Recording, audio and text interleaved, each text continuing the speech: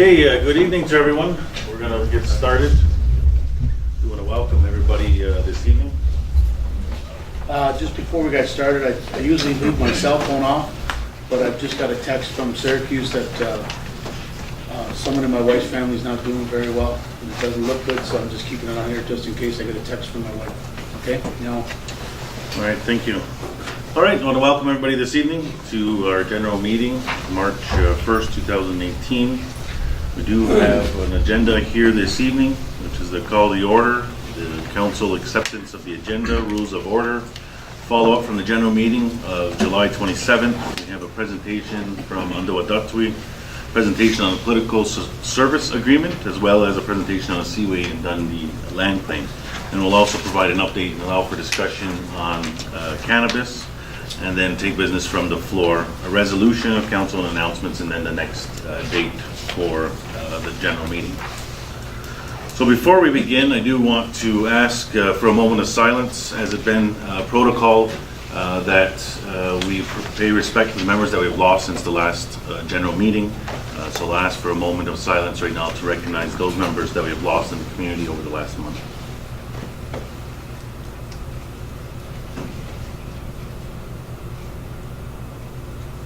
Thank you very much. And on behalf of the Mohawk Council, we extend our condolences to all those affected by grief over the last month. So, yes, I see your... Yeah, I would like to make a motion on the floor to bring agenda 9 up to before you go into any of your presentation.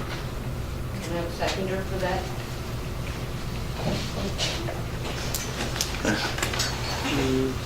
All right, so there is a motion from the floor to move number 9. We will put it between 4 and 5 after we do the follow-up and the rules of order, as well as the council attendance. Any objection to that? And so noted. Could I have a mover to accept the agenda as been read by council? Dennis and Connie, all in favor? All right, thank you very much. So this evening we have a few members that are not able to join us. Chief April Adams is on travel, as well as Chief Joe Lazor and Chief Steve Thomas are all away for council business this evening, so are not able to join us. So part of the rules of order for the general meeting, which I believe are in your packages, that our meetings will begin at 6 p.m. and will proceed to approximately 8 p.m. or later, depending on the discussion and dialogue. Personal issues will not be dealt with in the public forum of the general meeting. Personal issues will be dealt with on an individual basis with members of council. We'll make either have a side conversation or follow-up meeting separately. We ask that you please raise your hand during the meeting and be acknowledged by myself as the chairperson. That create a list of speakers, and once it is your turn, I'll call upon you to address council or ask your question. We please ask that your questions remain on the point of topic. So if we were talking about one thing, please have your question related to that. There is an area of business from the floor where we can talk about items abroad. Also, a list of items that we cannot address or need follow-up will be made, and we will report back at the next general meeting for action items. Our general meetings are being recorded. The line of sight is behind the chairs. This is for to share with all membership through the community. We ask that you please not address any staff of the Mohawk Council with names directly. Please use positions when possible. We do not want to be having dialogue of individuals directly. Also, the general meetings are for members only. As part of our procedural regulations, the general meetings are designed for members of Akwesasne, as defined under the Akwesasne membership code.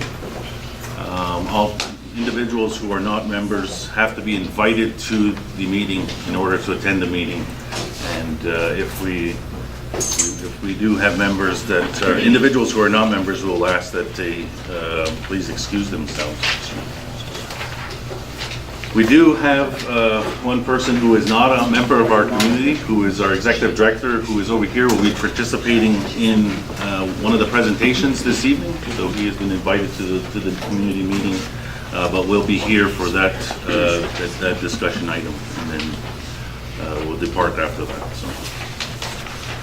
So that is our rules of order for tonight's general meeting, and we will go ahead. We do have the follow-up items from the general meeting of January 27th, which was held in Akwesasne, and at this time we do not have any follow-up action items from that meeting that were recorded.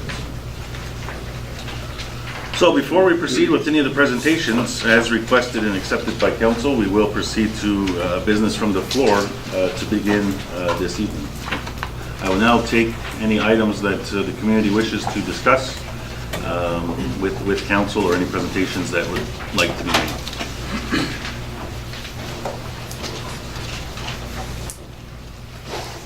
Yes. I want to know between the police department and council, have you discussed or come up with any kind of plan because of all the violence in the community lately? We have community members that have been beaten, robbed, killed, and it's affecting everyone. So I think it's time that council take a real serious look at this and get together with the police department and something be done. Because there's shootings right here on the island, and it's getting close to home. There's a lot of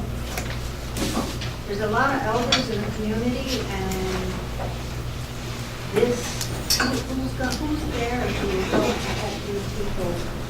If there's shootings in areas, and we all know bullets go far, so you can have innocent people being hurt. And in the last month, there's been 4 real serious assaults where people have almost died. So I think we need to look at that. Council recently did have a brief discussion about this. We do have a meeting set up with the police commission to talk specifically about this. It is something that is concerning to us as well, and I do want to thank you for bringing that to our attention. Are there any members that want to offer any commentary to what has been brought forward? Yes, Donna, excuse me, but anyways, I talked to Chief of Police and bring these issues forward. And this individual that's in question here today, it's going to take community members to step up that witnessed or were involved in the situation to actually take it to the next step, being that he's a kind of violent individual and decides to carry and use of weapons anytime he feels like it. There's community members that were victimized by this individual but will not step forward in fear of their safety. That's the way I was talking with him, and I asked, okay, I understand the point from the community's point of view. Then I asked him, well, in the States, whenever there's a violent crime committed and the community or the victim doesn't want to step forward, the state takes over and starts taking steps towards prosecuting or charging individuals and take them off the streets. But we don't have that in Ontario. We don't have it over here. And that's something that the dialogue is still ongoing on that. And personally, I looked into this is because it's affecting the east end of the island more than anywhere else. And it's been brought to our attention numerous times. And the dialogue with the Chief of Police right now is ongoing. And yeah, you're right. We need to get more people involved in this so we can find some rightful solutions and get these violent individuals off our territory. Well, my biggest concern is that we have people coming to our community. They're not members of this community and come here and think there are no laws here. And some have already died that came here. And they're in more trouble than every time I turn around, and it's rape, it's beating. And these people, they're not from our community. They're not members here.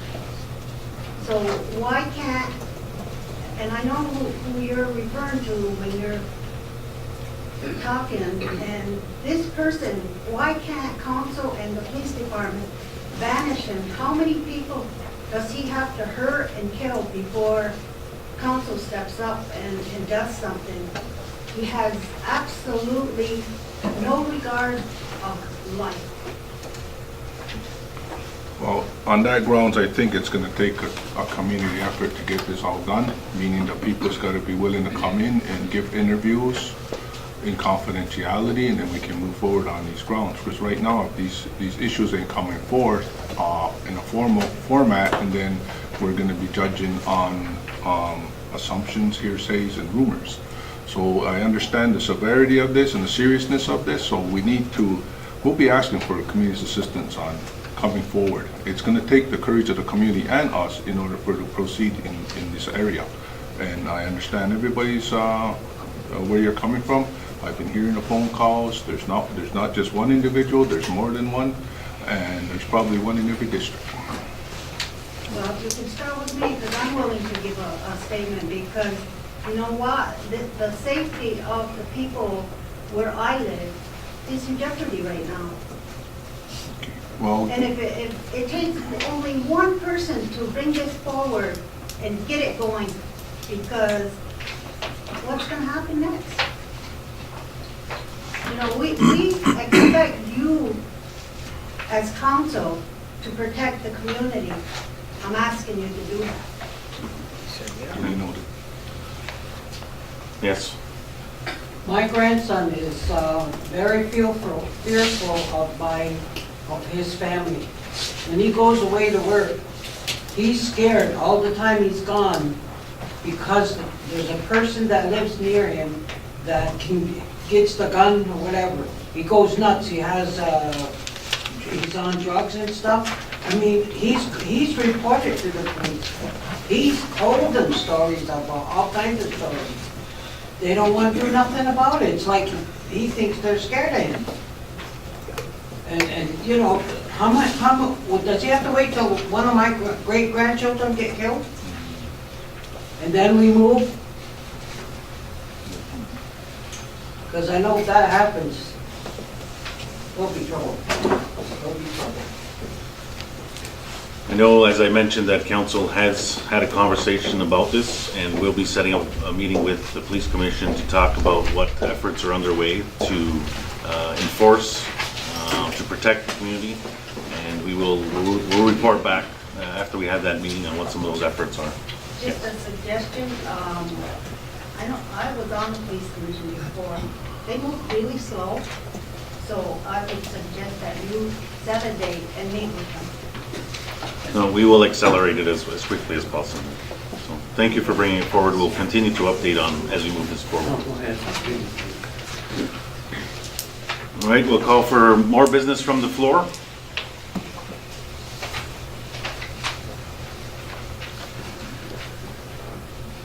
Come on, folks, we gotta start it off on a high note.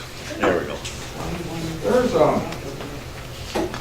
letter, an old letter that's been circulated. And it's about the Haudenosaunee position.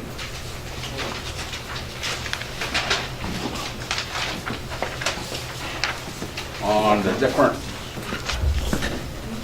band counts, whether it's the all Iroquois caucus or whatever else there is out there. Now basically, Haudenosaunee is saying, like, Kadadaho himself is saying that, you know, they're almost like impersonators, right? Impersonating sort of like the real indigenous people, okay? And those are the ones that have been colonized, band councils and tribal councils that have been colonized. And he wants to meet with all of these councils and find some middle ground. You know, and that was written 2 years ago, and yet I never heard anything, you know, that was going on about such a meeting.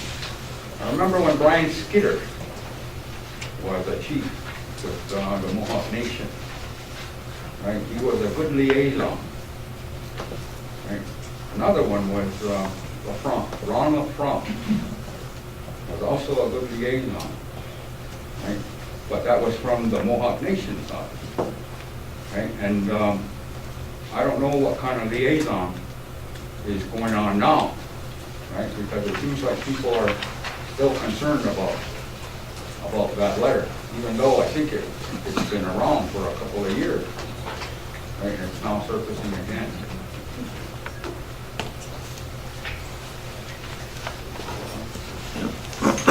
Well, I appreciate bringing that to our attention. We don't, as far as I can recall, we have never been officially approached.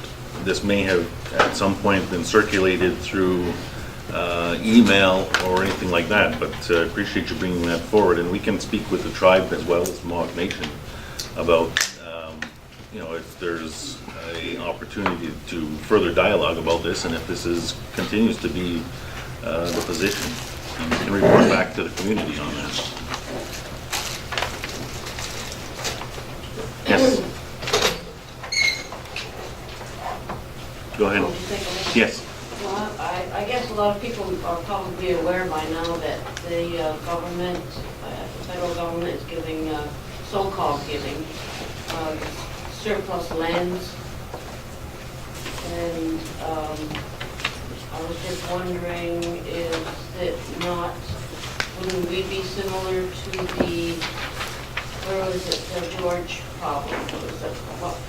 Where was that? The Ipperwash? Ipperwash, yes. Where the military gave up their lands there. Well, they didn't give it up, you know what I'm saying, but I thought it was statute someplace or some kind of law within the federal government that stipulates that any surplus lands is to be given back to the Umahua people. And now they're announcing all the surplus lands that's available. Can anybody find out whether they have any statutes that does say that? Because it seems like precedence is already out there. And if that's so, then there shouldn't be any talk about Cornwall getting any of the so-called surplus land. Yeah, we did write the minister earlier in this year. There was an article that had surfaced with respect to a construction company wanting to buy some of this surplus land that's listed there. Clement, yeah. The construction company had said that they were interested in buying and building condos there. At that time, we had written the minister and said to him that this land is within the claimed area of the Mohawks of Akwesasne, as well that the Crown has a duty to consult with us on anything that adversely affects our rights. And so the minister did write back and said that they're not in a position right now to be getting rid of this land to that construction company at that time, and did commit to dialoguing with us when they are prepared to do that.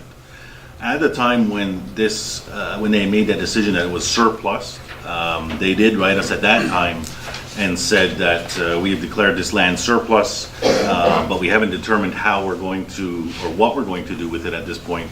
When we do determine that, we will be in contact with you. So that was, I think, around 2015, thereabouts. But we will follow up again with them and continue to let them know. We do know that there's a lot of lessons learned from the port divestiture, but we do know that we have told the transport minister that we are interested in receiving those lands directly to the Mohawks of Akwesasne moving forward. So at this point, we will write the minister again and reiterate our position again that they have a duty to consult with us, as well that we do have a land claim there, and that they should be having dialogue with us when they're prepared to get rid of it. So when did you actually find out about the surplus land? Same time we did? It was probably 2015 that they told us that this land was being declared as surplus. At that time, they said they didn't know how they were going to deal with it. It says that in the article, Yeah. that they were talking about surplus land, and then it wasn't surplus. Yeah. Right? And now it's just come up. That's why the article says isn't, now is again. Is again, yeah. So we will, again, lessons learned from the process which we went through. If the government is prepared to have those conversations, we'll remind them that we want to have those conversations with them. We will be engaged in the community as that goes along. Also, April, is that, that's expropriated land, like that's Crown land, right? Yeah. If that's Crown land and under the North Shore Land Claim, when any involvement, what position does Mark Garnier have, the Minister of Transport, making any decision with the province of acquiring this land? Because that's why they built the department in Ottawa, the Indigenous Affairs right now. That's what it's there for. Is any transaction done like this? It's not up to Mark Garnier to make a decision with the province. Indian Affairs has to be involved with this whole decision-making. When it comes to Crown land, it's all Indian rights, and they have to understand that. They can't start making deals for $1 here or there.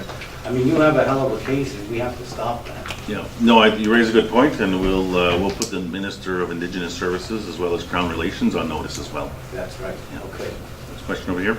Yeah, Abe, I want you guys to tell me, what was your lesson that you learned? I think that, there was a lot of, for one, we were put into a position where there was a lot of timelines. And it was that if we didn't meet the timelines, the deal would have went away. And from when the deal was signed to when the land transferred, there was a council shift in between. And we really were in a position where the file was moving along. It put on hold a bit, but the timelines continued to move forward. We do know that there needed to be more consultation with the community from the beginning, right straight through to the end, right? And that we could have done a better job with that. So that's one of the biggest things that we know going forward that we need to do a better job on. I agree with you that you jump too fast. I know what you want to do is try to create jobs for ourselves, for our people, but I wouldn't jump over there if I have to pay taxes. You know what I mean? And then you're telling them, our land, you gave it up for them. Yeah. You know what I mean? There was a lot of things in there, and we didn't find out as a community till it was too late. Yeah. So I hope that you guys never do that again. No, and that's one of the big things that we've learned from the process, the way it started and to the end. Needs to be a better effort. Yes? So what's going on with the Akwesasne election law? So right now, the Akwesasne election law, we've just recently passed a resolution accepting the amendments in principle. And we will be holding a community meeting to consider those amendments on March 24th, Saturday. The amendments will be presented to the community and asked for them to accept or reject the amendments. So, as you know, the law was rolled out. There was about 4 or 5 fundamental large amendments that were going to happen. One was the shrinking of council, the composition of council. The other one was the qualifications for council, and the other one was inter-district voting. And there was a few smaller other things. Those were some of the big things. After all of the community consultation that the committee went through, after hearing the community, there is only basically one recommendation going forward in these amendments, and that is the amendment section within the law. That is the biggest change that's happening. Because the law that exists now says that you'll follow this process to amend. What is being proposed is that you follow the law enactment process to amend the law. Other than that, that's the only big change, except for some few wording changes in there. Like the executive director is named in there. We used to be chief administrative officer. Things like that have been changed and more modernized. At the end of the day, that is the only amendment being proposed. So all the meetings that were had for, people to come forward and express what they'd like to see changed, it didn't amount to anything? Well, unfortunately, the committee that led that heard what the people had to say and made that only recommendation to council for consideration. One of the biggest ones, criminal record. A lot of the people that attended the meetings wanted that in there. We do know that we faced a lot of, enough scrutiny and controversy over the process in which we amended it, because people felt we were too close to it, and that there wasn't enough comprehensive consultation with the community when it was done. And there was a lot of controversy around the survey that was done. So with that, the committee didn't feel that making those substantive changes were appropriate at this time. So on the 24th of March, we will bring forward a special general meeting, present those amendments for the community to consider to vote on. And again, the only significant change is the amendment process to the law. They have to say something else. Okay? I just got this, you talking to me? Yes, go ahead. Okay, I just got this yesterday, I think, and I started reading. I just read the first page. So what this is doing is amending the law of April 30th, 1994. What's it going to do with the 2005 law? No, I don't think that's, That's what it says. I got it right here. okay. This is the amending it's talking about the April 23rd, 1988. Was amended and accepted on April 30th, 1994. It's 192. And then it says that that's what this is going to amend, is the 1994, or about the 2005. Well, we'll have to seek clarification on it because the existing law is the 2005 law, so the December 7th, 2005 So law. we'll amend that. So it's not doesn't say it in here at all. Okay. We'll verify that. So you have to find the 1994 and amend that like that. Well, it's not in existence anymore. Thank you. Yeah, I just wanted to bring up that, we brought this up before, about the Corbier versus Supreme Court of Canada. And we thought, and I was at the election meetings and amendments and this and that, we brought it up several times in district and general meetings, that it's not, we find it's not fair to have our members or people living in Cornwall not to have the right to vote or to voice. They should have every right in this community. Just because they can't find property and have to live in Cornwall. When it comes to the election, they should have a right to vote. Because they're still collecting on status cards as members, you're still collecting as an individual at the council. So at the council level, we brought this up and it's only fair. But for some reason, they won't put that amendment in the election law. They keep avoiding it. Is there a reason why? Then you're saying that your law is stronger than the Corbier decision with Supreme Court of Canada, which I disagree because that was a human rights violation. So why is it that they're not allowing the people to control that voice? Yeah, well, I think that, I don't think that we're not being allowed. I think there's been a process identified to gauge the community, what's important. And from, what I've been reported back and what I've seen in some of the data, that's not an item that people want to address right now. Do you find it fair? Well, I think that there's to a certain degree a bit of risk to that. I think that all of our members are equal no matter where they live, but Abram Benedict as the Grand Chief doesn't determine these things. The community does. Well, we brought it up more than once, and it's a shame, but sometimes there's only 5 people at the meeting. Yeah. We brought it up more than once, but we just wanted to see where you sit with that. And this decision is saying that the law, our election law, overrides that Corbier versus Supreme Court of Canada case. I don't believe it would win in court if it was ever taken to court. So I think it's something to consider, and I think it's fair. It's only fair to have members living off reserve that are still based here with membership and the status card. You have a right to vote and vote. Yeah. Well, it's my hope that the next amendment process is more fulsome and captures a lot of this as well. Go ahead. Yeah, it appears that the council already treats those people that live in Cornwall like members. I mean, they are members, They get fuel subsidy from MCA. They get school bus transportation. And I'm sure they get a lot of other things, right? It seems like, if it walks like a duck and it talks like, you know what I mean? Right? It's like, they should be voting members. If they are voting members, if they move the way. Right, you know what I mean? Yep, absolutely. Any other items that you wish to address from the floor? Go ahead. I'd like to ask Dennis a question. What was your, I read there was a post and that somebody said there's some sacrifices we have to make The actual post that was on Facebook Yeah. said that I was at a district meeting and said the Gawanoga residents were sacrificial lambs. Those who are at the meeting, and some are here, will obviously say the opposite, because that's what I did not say that. I said at the time that we were talking about the alternative reporting on Gawanoga, and what I mentioned is that the people of Gawanoga have made many sacrifices, and one of those is going to the CBSA and reporting.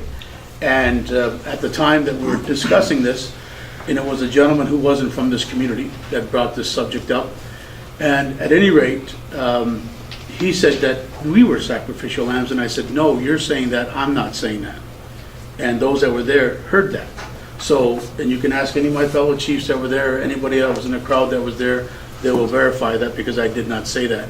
What I did say was, in conjunction with alternative reporting, there was a threat from the crowd of shutting down the bridge, shutting down the toll booth, and I said that would further lead to sacrifices that our community would have to make. Those that are diabetic would have to travel an hour and a half, 3 hours in total to get to Ottawa Hospital for dialysis. I know this for a fact because I used to be the medical transportation officer, and I know how long it takes to get there. So you factor that in, and that's a sacrifice we would have to make. And also part and parcel to that is that we push the issue further to shut down the bridge and whatnot.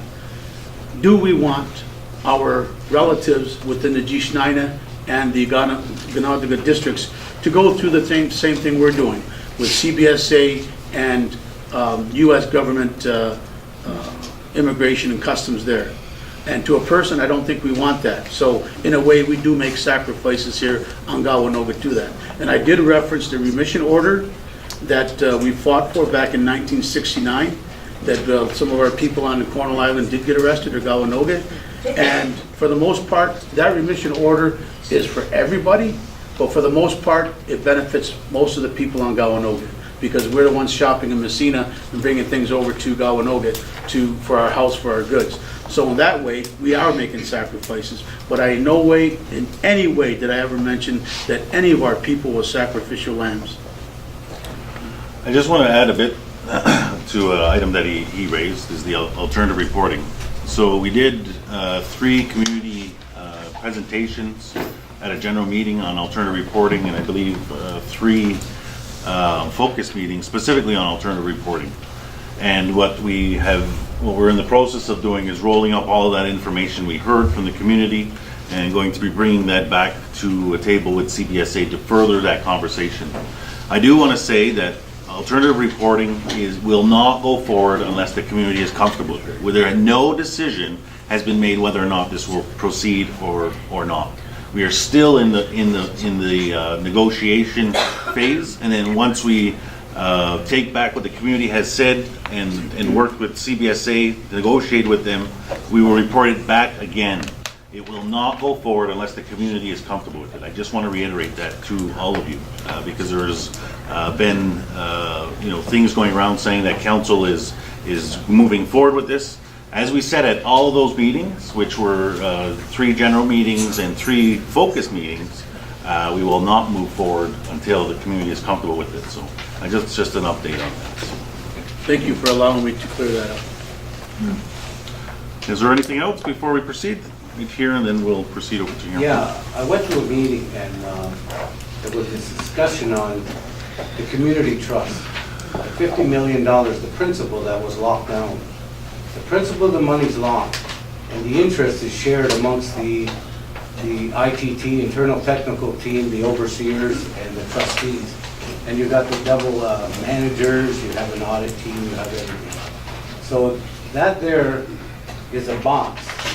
And the $800,000 that operates this side with the ITT, overseers, trustees, this list, they take $800,000 of the interest money. Now on this side is a remainder.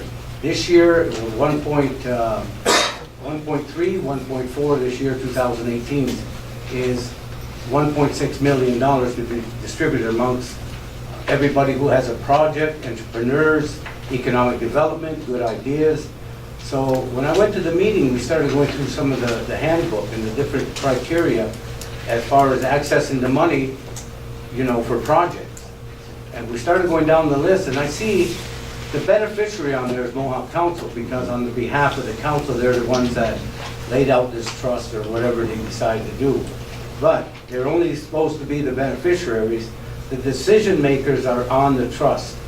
And in this trust, what happens is that there's a clause in there that says that, let's say that a person speaks the language, wants to build a little room in their house and put electrical in it, put set it up as an office.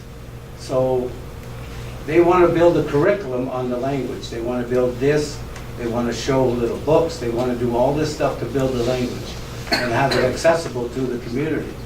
But in that clause in the handbook states in there that anybody has personal property, they can't access the money.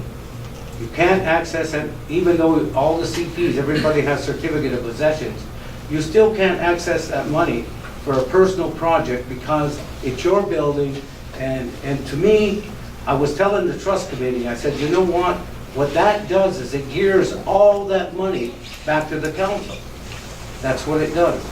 That's why in 2016, 2017, and probably 2018, you're going to see a lot of the projects are Mohawk Council based. That's because it's not a CP, and they have the programs, the services they can do. But what about the people outside the bubble, outside the council, and community members that have good ideas and everything else? And I don't think it's fair. If they need 10,000 to renovate, put an office in, or they need to do something, I think it's only fair that they have access to it. That's what's wrong with this. You'll notice if you look on the trustee, you'll notice where everything is funded.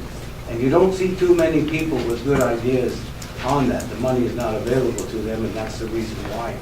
So I was wondering if you guys could take a look at that handbook where it says that private property and kind of address it and see what we can do to open it up to other people that need to access some funding.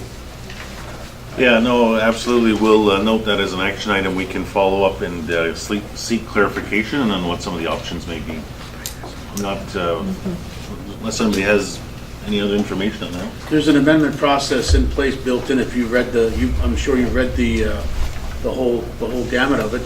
There's an amendment process in there to go back and make amendments to the trust itself. So that window of opportunity is there.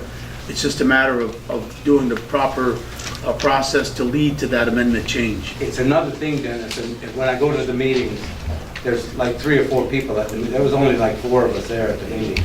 And I brought up this thing to the trust. This isn't the first time. Last year, 2017, I brought that up again.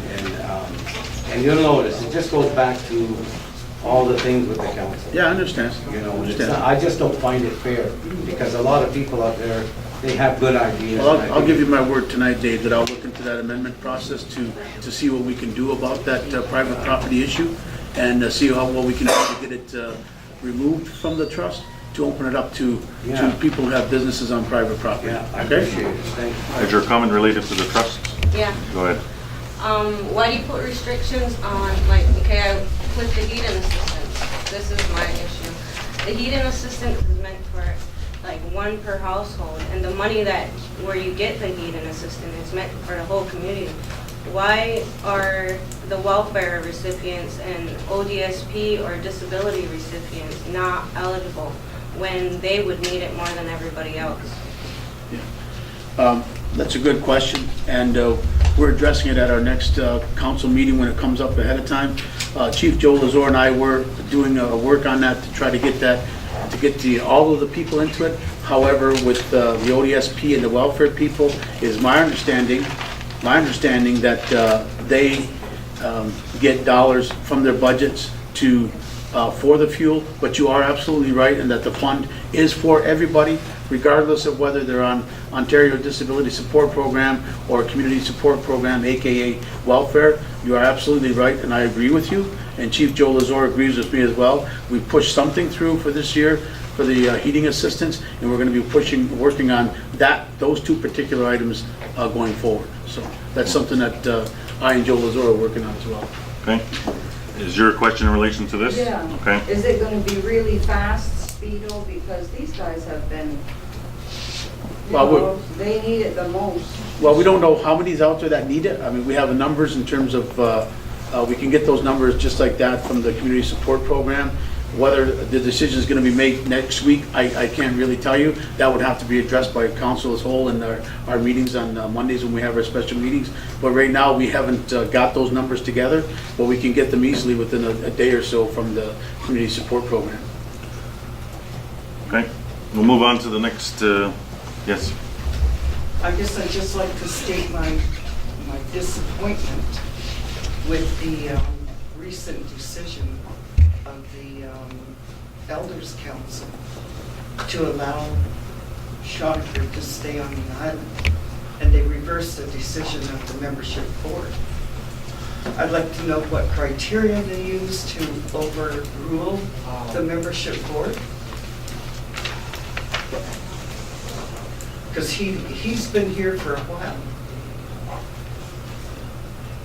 So I don't know who can speak to that, but I'm sure there's others in here who agree with my statement. Well, I don't know if the rationale is provided or not. We can undertake to look at what the rationale of the decision was for the elders at this point, but I do know that the decision will be made public within the news. It is in the newspaper now? Okay. Okay. But we can undertake to find out if there's a criteria or what established criteria is used for appeals and determining the decision. Is it related to this? Yeah. Okay. Well, it's in the paper now, and it gave absolutely no reason. They just said they overturned the decision of the membership board. And allowed him to, they granted him a residency permit dated back May 2017 to May 2018. So he's only allowed to stay here 2 more months. And it's up. All right. But there was no reason why they overturned it. Okay. We'll follow up to see if we can find out what some of the reasons or the criteria which they use for making their determination. Okay. Yes. Yeah, Abe, I don't know about this, it would be great if we got a letter from the Haudenosaunee for you to hold the line. To me, that's what it's saying. But if this area is, anybody can make this out, I was wishing there would have been a official, because they have their own, what do you call that thing? Letterhead. Seal. But, you know, like this here, I could have done that. Anybody, yeah, it's nice if we're gonna. No, that we're writing gonna is get very the- eloquent. I couldn't even done that. She has the floor. If we're gonna, want support from the Haudenosaunee, then it should be proper. Don't make, use it like, just a piece of paper thing. Yeah. You know, they're very important, it's very important. I'm talking, Nona.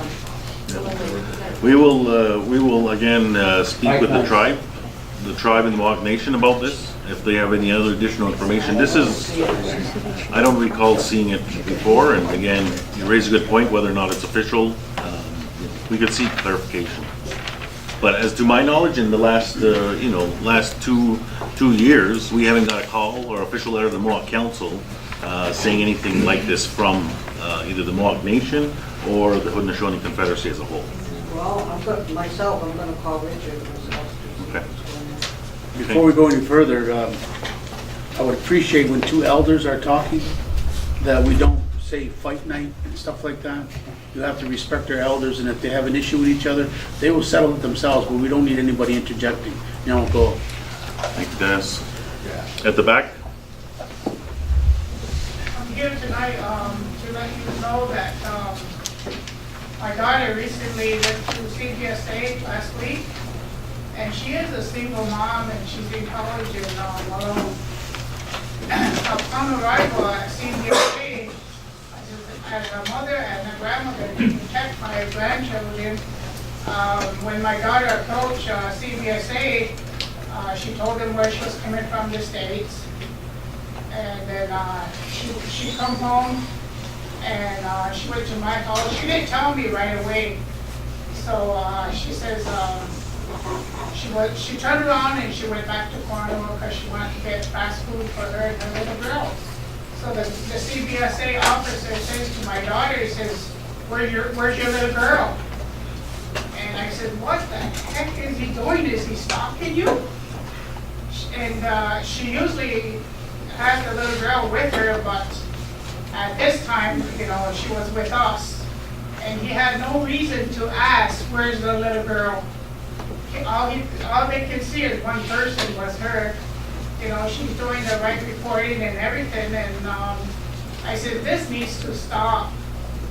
And I says, can you go get a hold of, I says, can I call one of the chiefs? And I says, I want to get a hold of Dennis. I know Dennis will answer my call.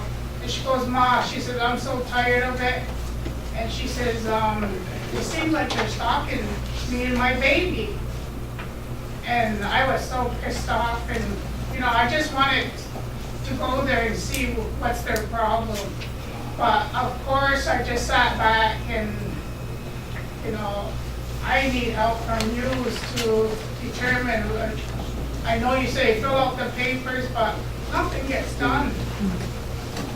It's so frustrating for a young mother to go through this because she has to go back and forth every day, Monday to Friday. She goes to college in Malone.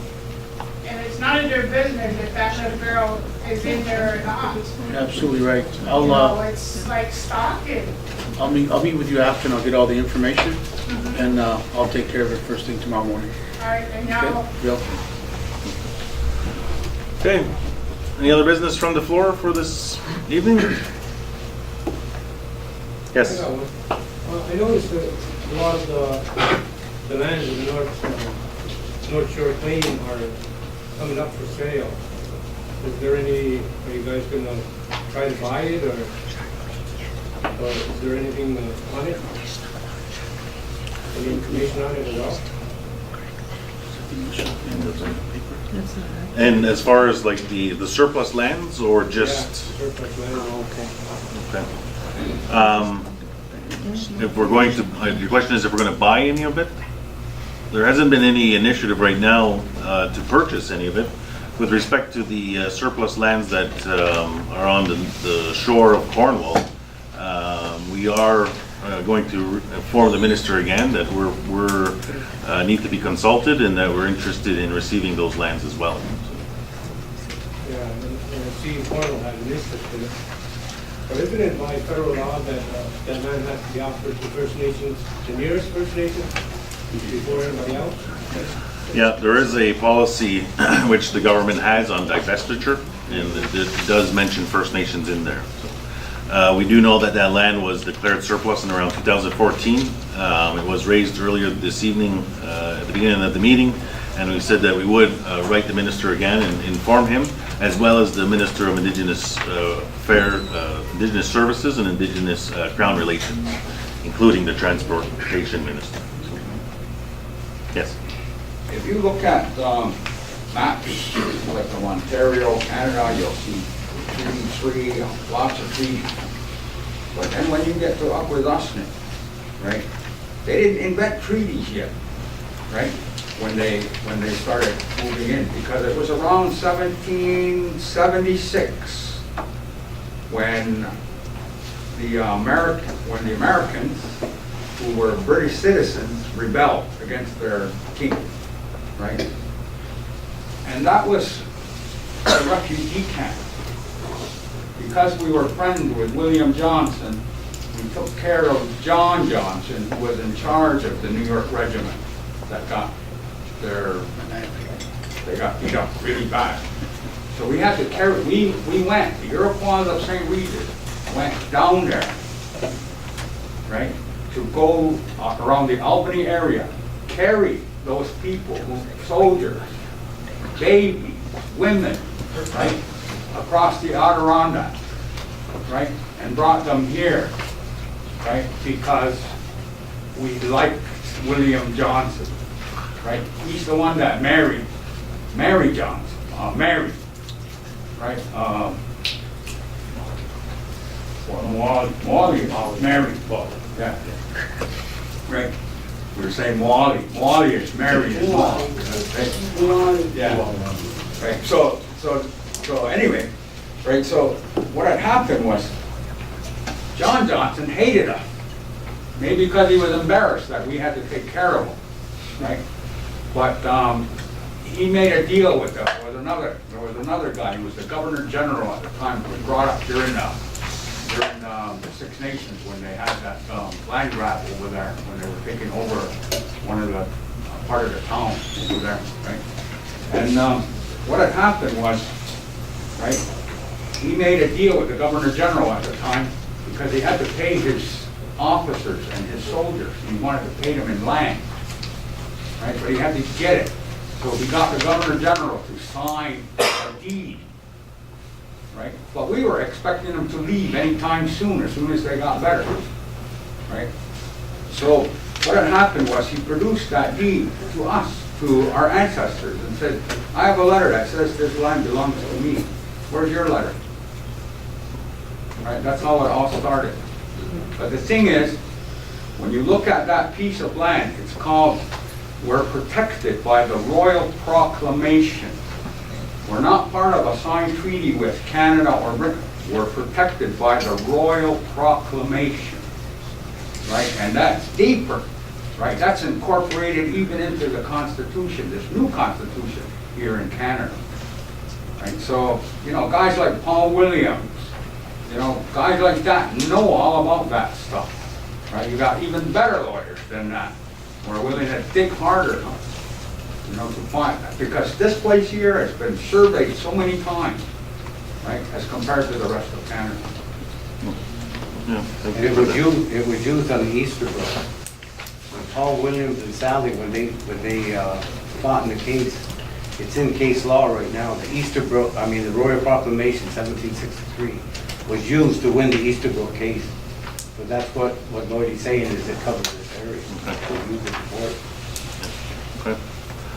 All right, so if there's nothing else, we're going to move along. We do have 3 presentations in which we still want to cover and have a dialogue on as well. So we'll turn to Peter Garrow first from the Undo Adultery Program to provide us with an update.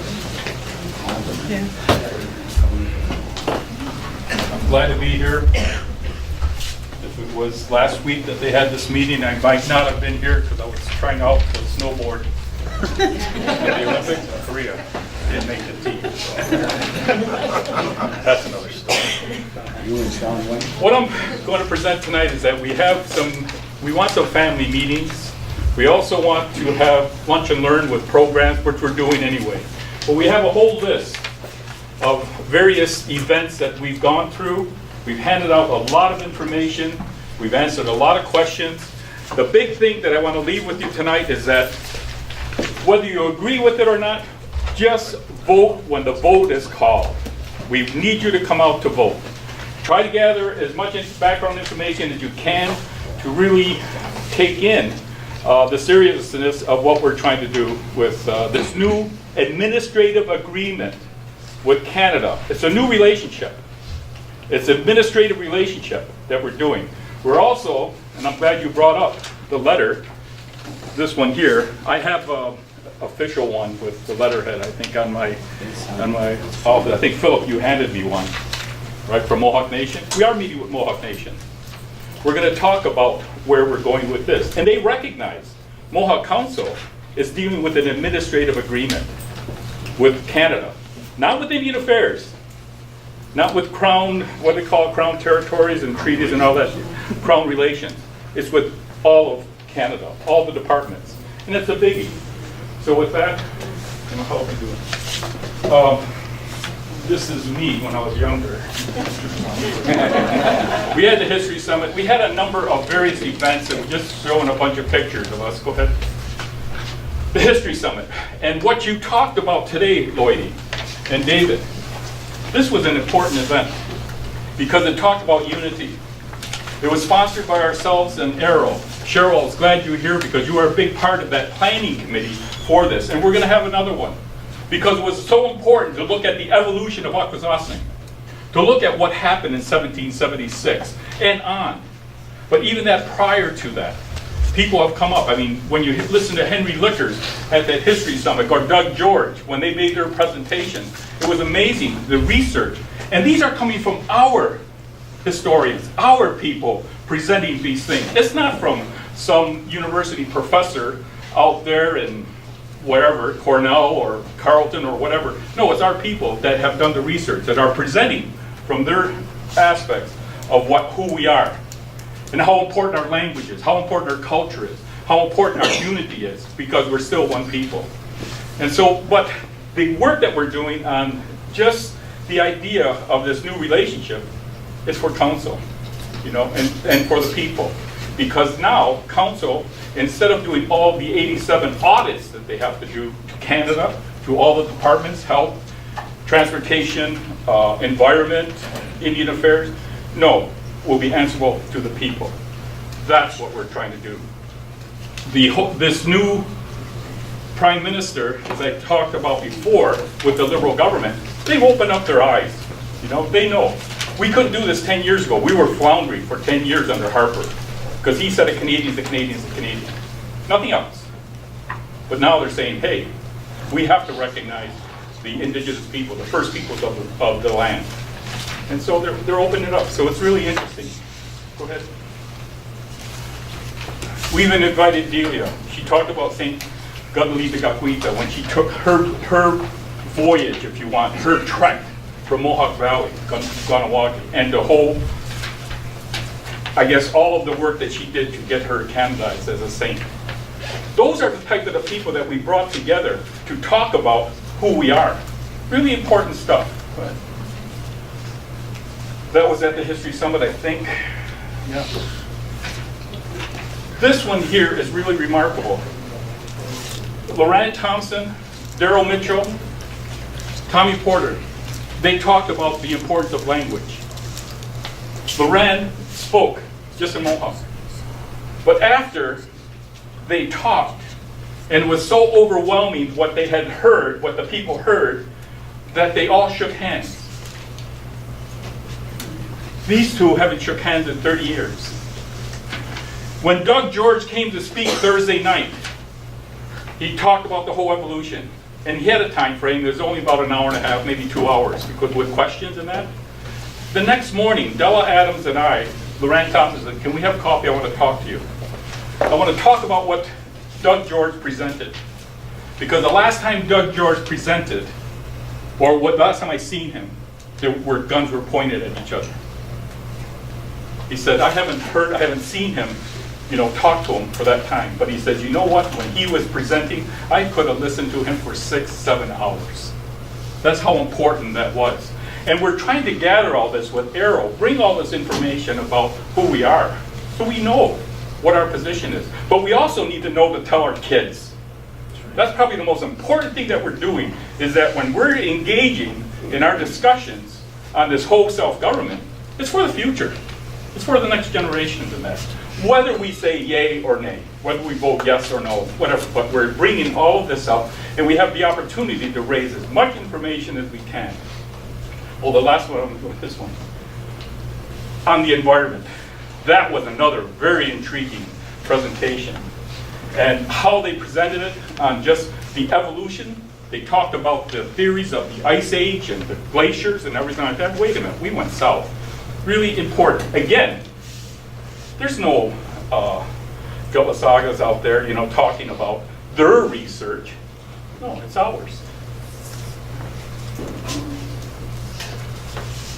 Oh, I did my thing. That was at... blah, blah, blah, blah. That was my trying to get into whatever.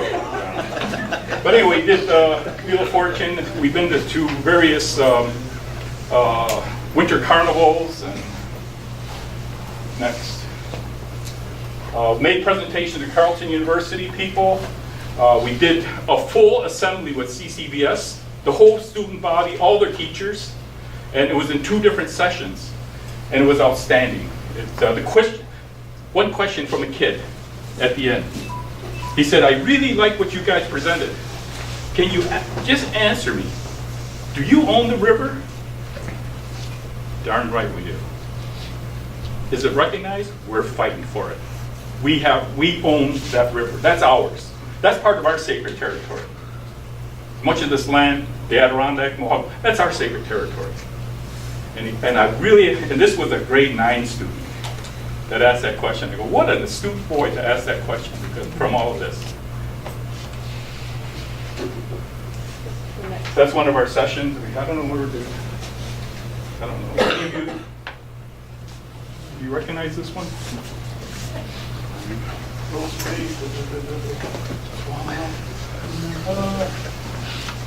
Anyway, that's another one.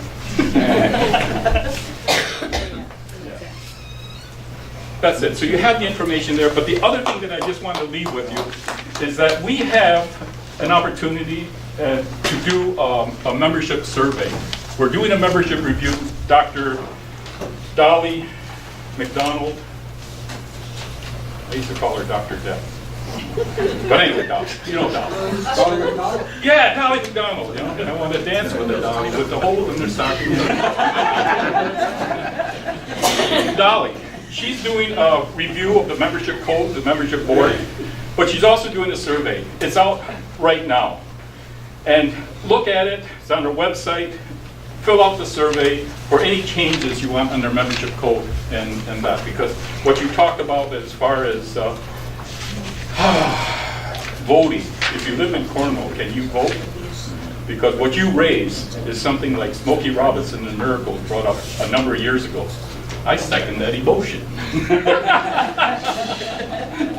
But now fill out the survey, any questions, inquiries on the membership review, get them to Dolly. You'll see her email address on there. Yes, Dave. Yeah, I have a question on, a while back I was reviewing a draft on the governance for self-government, plus you have a land code, a land sectorial agreement that you're making with the government. That's right. So, No, the land code and governance code is internal. It's only with us. It's not with the government. We have a GNR, governance and relationship agreement, that we're negotiating authority, and we're also a sectoral agreement on jurisdiction.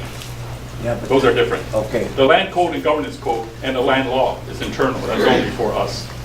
Yeah, but are you going to address, the question was that someone called me up and asked me about a land dispute on the island. Right. So I called the court, the Justice Department, and I had a 1995 resolution that stated in the resolution that the Justice Department, the court here, was recognized to, and had jurisdiction to look at all land problems or land disputes. Because we know that certificate of possessions is the way we live. That's right. Everybody has CPs, and it's according to that way.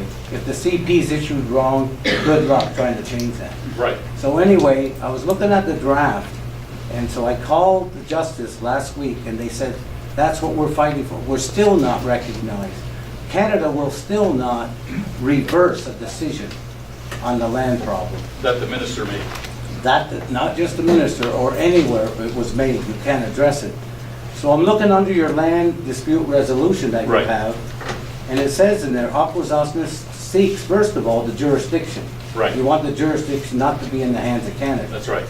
Akwesasne land dispute process is responsible for land disputes generated after the agreement is signed. Any land dispute which occurred during Canada's jurisdiction will still be the responsibility of Canada. So I brought this up at a meeting, and self-government is not, that's not proper to me, because now you're going to wind up with 280 land problems that we had.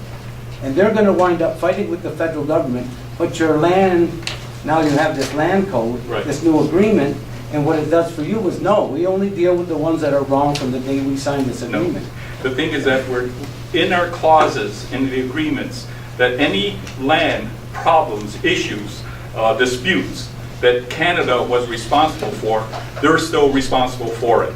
And the thing is that we have to identify what they are.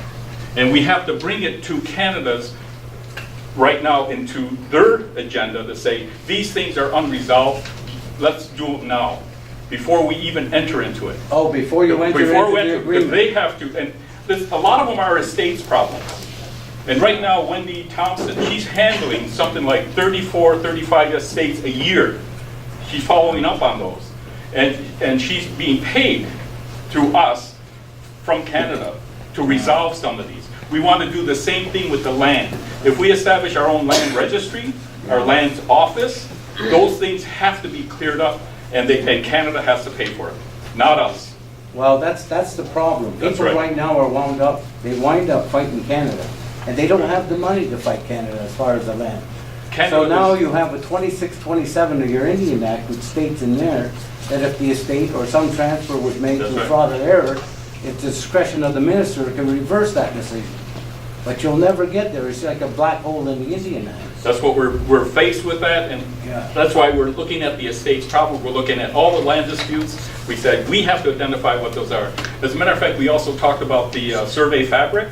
As a matter of fact, they'll be coming down to talk about, and I think Leona was putting forward, this whole area of disputes. I think, Pat, you were there at that time. And so they're coming down to talk about that. We have to raise those issues with them, and they have to resolve them. It's Yeah. not up to us to resolve. They're the ones that made the error. They're the ones that made the mistake. They've got to correct it.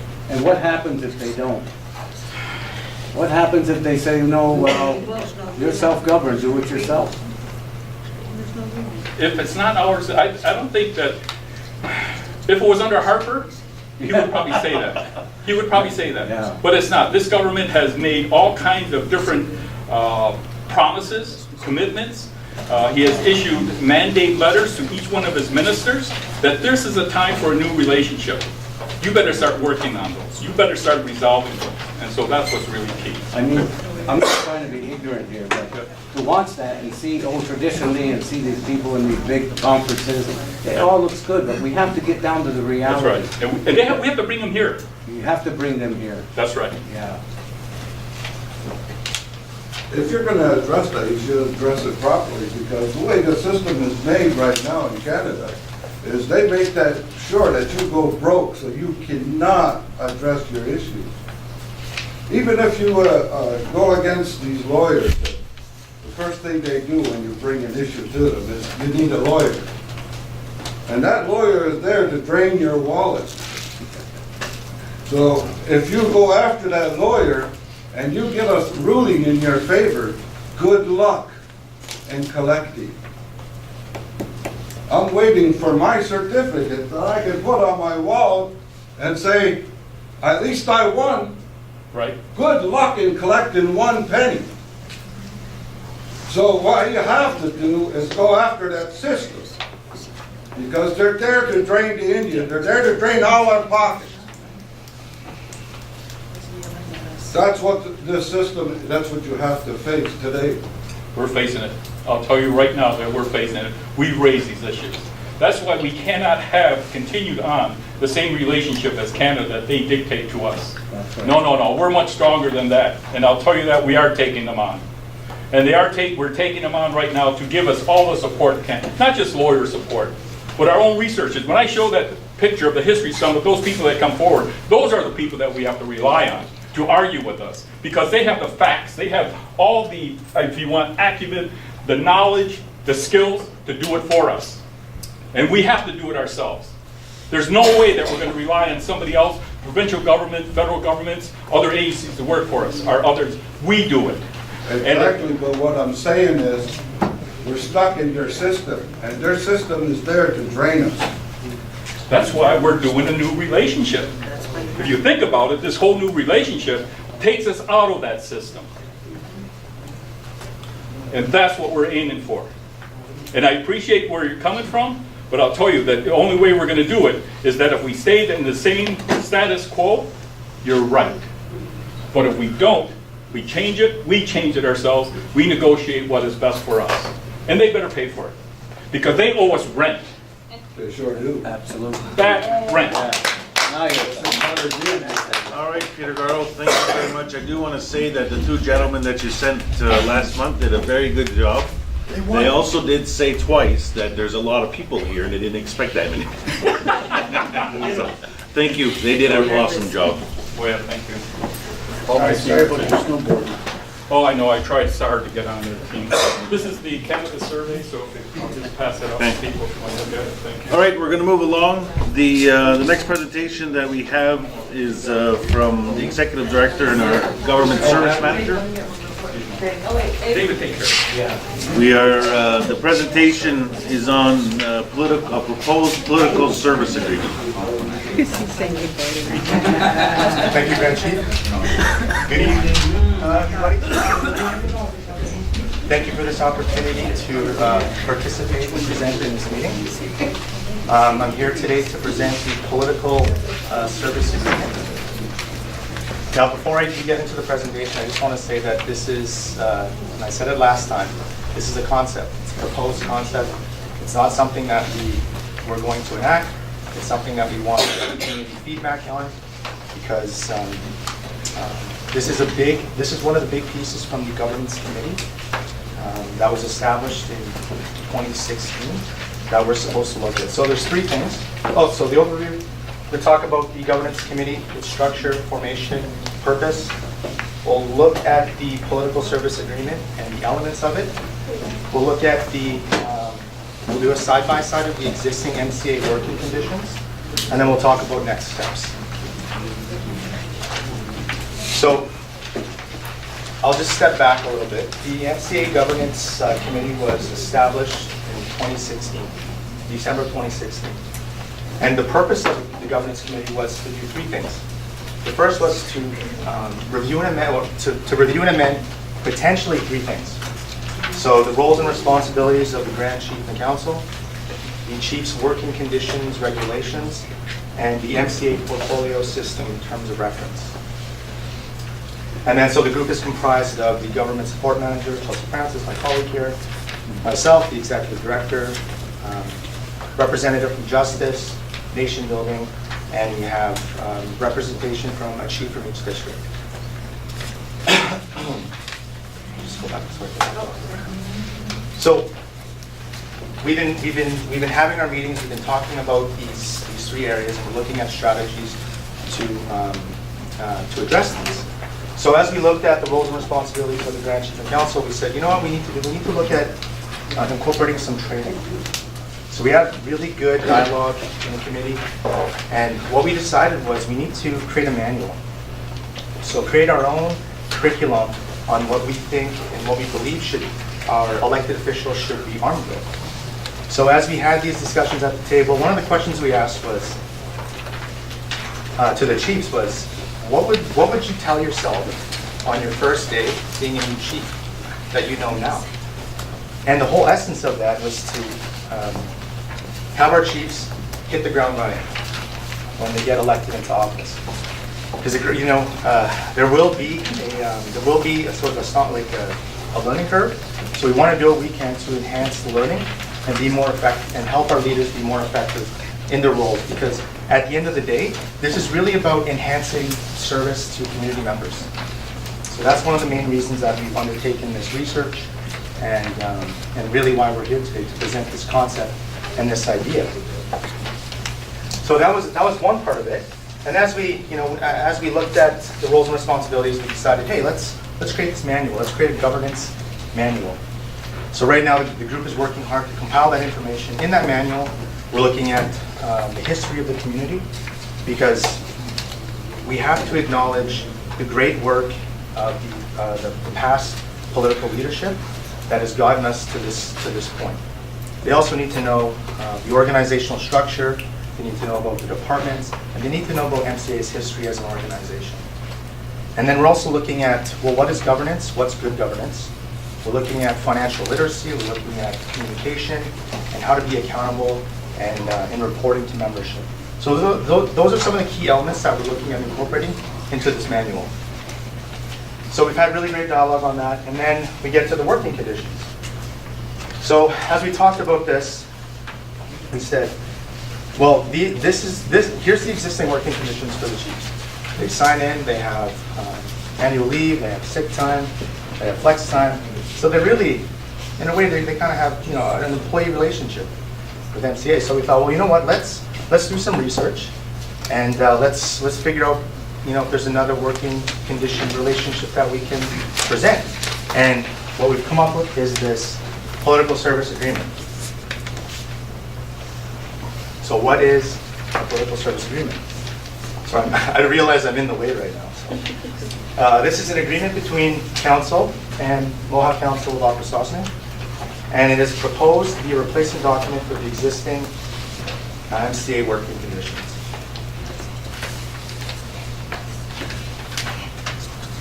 So for these next few slides, we won't go as deep as we did last time because the presentation is online already. But I think this is a really important slide, so I'll read this verbatim to you.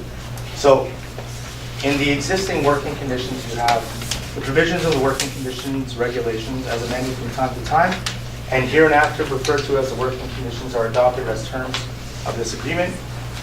And then 14, the chief agrees to abide by the MCA finance policy and all other MCA policies that are applicable. That is, for example, good standing policy, acceptable use policy, mobile telecommunications device policy, etc.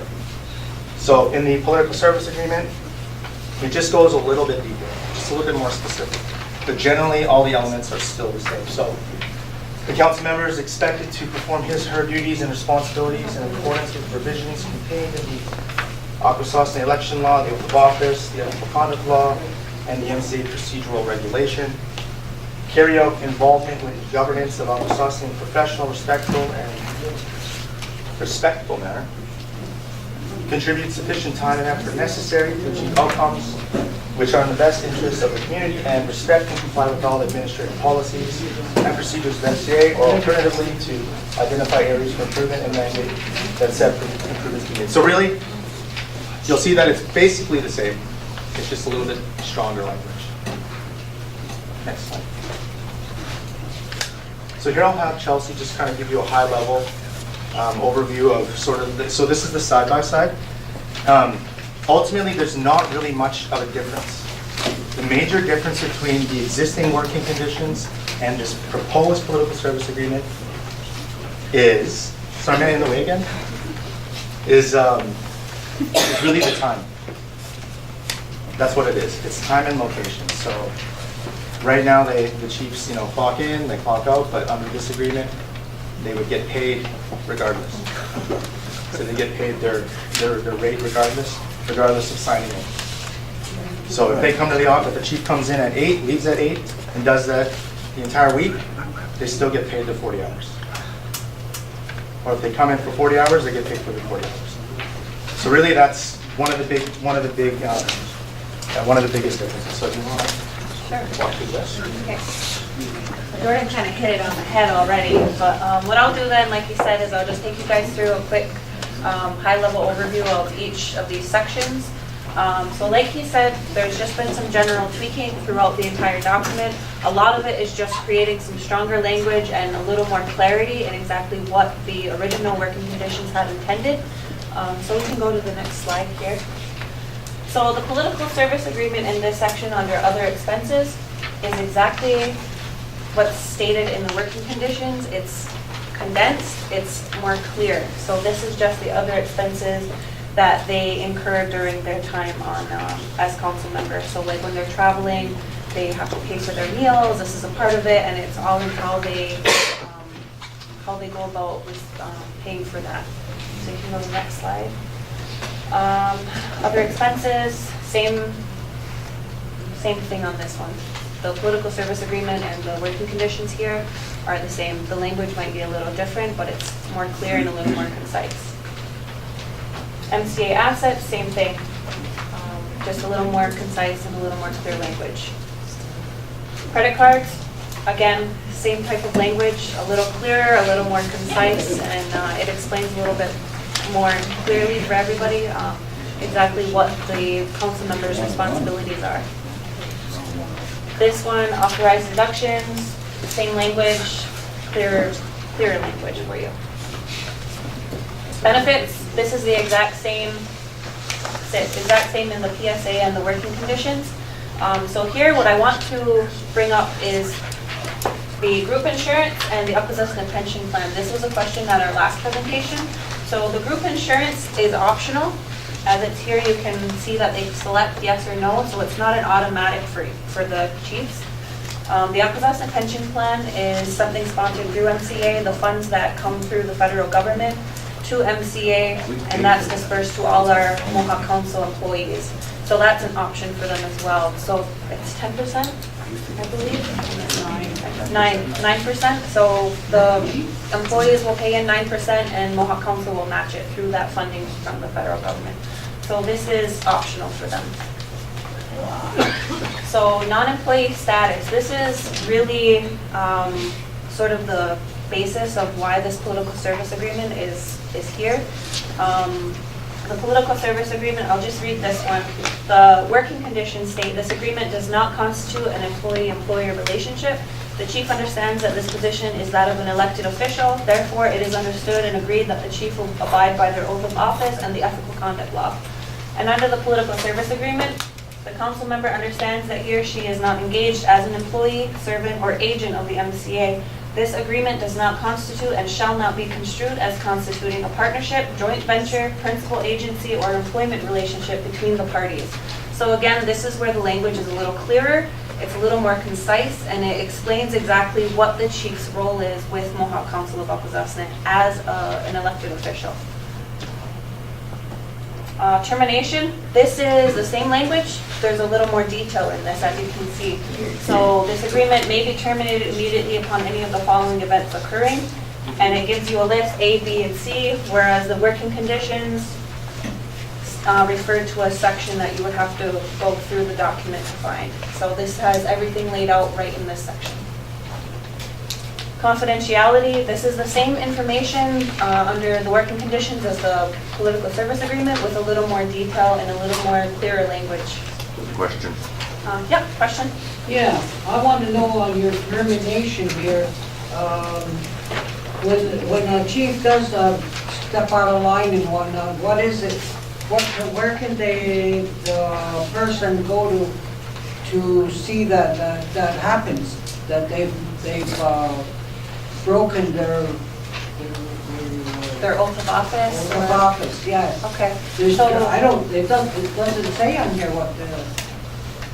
Right, you're right. That's a good point. Because this has happened, and you get a lawyer on it too, and they said there's nothing in there. So I don't see nothing in here to make sure that the people, the community, have their say. You know what I mean? And things happen, not just, and that's it. Right. So under, the political service agreement has it right now, under C, conviction of, removal of the council member from council pursuant to the Akwesasne election law. So there are some clauses under the election law where a council member can be removed from office. And then conviction of the council member from council for breach of the ethical conduct law. And the ethical conduct law, from what I understand anyway, does have some provisions in there on how the issue is to be addressed, how the chief is to be addressed, and how the issue is handled. And from my knowledge, is that the Justice Department that handles the ethical conduct law issues? Yeah. Okay, so the Justice Department, those complaints that come in against the chief will go to the Justice Department, and the Justice Department will have their procedures that they need to follow. But in regards to what you're saying though, it's not written in here, you're right, it isn't. So what we want to do as part of our next steps is include community members, not just MCA employees or not just our working task group, but community members who have these concerns and who want to make these changes and adjustments and include those into this agreement. So what we're doing is we're having these community engagement sessions, which are sort of like a focus meeting for everybody. And if you have comments, you have questions, or if you have suggestions for how this can be made better and stronger, that's what we want to hear. Yeah, I could see all the benefits. It all sounds good and everything else. I mean, everybody would want to run for chief. You really look at what it's on the board. But the thing is, let's say nobody gets back in. There's a whole new group that comes in, all new chief and council. And we have like here, there's and Abram knows that we have that that Management Act, we have that financial administration law. We got a lot of things on the table right now in agreement. We've had a lot of discussions with it. So I was just wondering, what do you do on an overlap? Let's say that a new council, a new group is in, and are they gonna be on board? How can you expect them to be on board with all these things that's going on? You know, on the, you see what I'm saying? Transition? Transition, so on the transition, the overlap, like the transition of them. Yep. New council from old council. Yeah, how are they gonna be familiar with all this stuff? Because we don't wanna keep coming to meetings, you know what I mean? Is there something we can put in there to say, in the transition, you got a 2-week period that these chiefs need to inform, or when the election's done, somehow to maneuver them and let them know where we're at on it? Yes, absolutely. So what the governance committee has been working on a lot lately is this governance manual, and really at the core of it, it's an orientation program.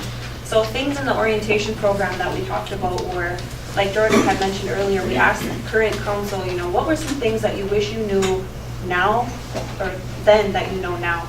So some of the things were like financial literacy, political protocol, not our political protocol that we work with the federal government on, but like when you go out to meet a minister, how do you address them? Things like that. Current files that our council members work on, portfolios, portfolio issues, high level things. So some of the things that we're incorporating into this orientation program is right from the history of Akwesasne, political protocol, political issues, and then also internal departmental issues, which translate into portfolio issues. Now, you have a candidate night, Yeah. right? You have a candidate night. Is that, like the questions asked, what do you know about this, what do you know about that? I mean, the candidate that's running should be familiar with some of the stuff that's going on. Right. I don't know if it should be part of your political protocol to have that on candidate night.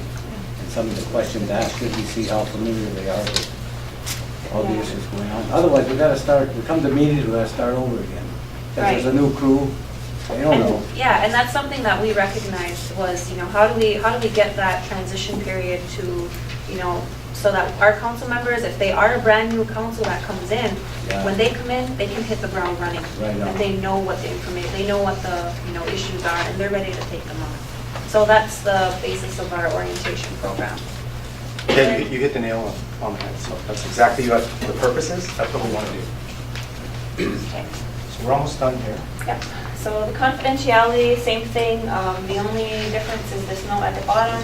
The section does not apply to published material properly in the public domain or material that council has by resolution agreed to make available to members of Akwesasne. So that's just a little note to say, information that's already in the public, it doesn't really, the confidentiality doesn't apply to that. So, okay. Governing law. This one is in regards to disputes of the agreement, so between Mohawk Council of Akwesasne and council members. And it just goes into more detail on how the issue will be resolved. Question. Oh, I saw that. Go back to confidentiality again. Sure. Right. We have a real big issue. We almost had a small revolution here. And it was over China wanting to leave all our Ontario islands. Right? And to put in $4 billion of investment into a Chinese wonderland. Not funny. It wasn't funny till that's dead, right? Right. Funny now. But everything progressed and it was confidential all the way through. That kind of stuff, we told them that shouldn't be confidential. Right? Stuff like that when it comes to our land shouldn't be confidential. But I don't see it reflected. So that would be issues concerning community lands? Is that what you're pointing at? Land Okay. interests, Okay. that kind of stuff. Yeah, I think that would also speak to us doing more due diligence on non-disclosure agreements, making sure that we really understand the implications of those. So I think that's an internal process we'd have to strongly vet, moving forward. So I think we'd learn from something like that. Live and learn, right? Exactly, lessons learned, yes. Question in the back? Who's gonna police all this stuff that you are writing down here that we're gonna do that? Who's gonna stand at the door and watch? You have, you know, where I'm coming from is we had a chief that went to school the whole year and being paid chief salary. Everybody knew about it, that she was doing that, but nobody told. So, you know, I hate seeing all this boot happening. They all want to be trusted and whatnot, but as soon as they get in there, they forget what they said. I don't think that this is purely administrative issues, which, Well, no, but it is relevant. And the thing is that it's laws or regulations that need to be developed to be applied, right? Inherently, people believe the Grand Chief is the one that's supposed to be policing everybody, but there's no authority for me to be able to do that. So when we refer to the election law or the ethical conduct law, they're not clear on this either, right? And something that, I've said to administration and council and in community meetings that we need to really look at what those mechanisms are. Is it right for administration, because this is administrative, to be saying to a chief, you weren't here yesterday, or you shouldn't be doing that, or where's the report, right? Is that him? Well, Is that arguably, yes. him? So is that the person that should be? Because it's always been the council is elected by the community, not appointed by administrators, right? The problem is, though, is that, when we go to amend laws, for one, it takes a long time, and then look at what the uphill we had on the election law. Can you imagine if we wanted to build more accountability mechanisms in the election law? How, we try to bring these things forward, and we get pushed back, right? My vision is that we should have the law revolutionized to be modern, to be reflective, whether it be the election law or the ethical conduct law, to have a bit more bite. The reality is, the ethical conduct law has no connection to the election law. You can be unethical as you want, be charged under it. There's no ability to admonish you, and there's no ability to remove the chief of it.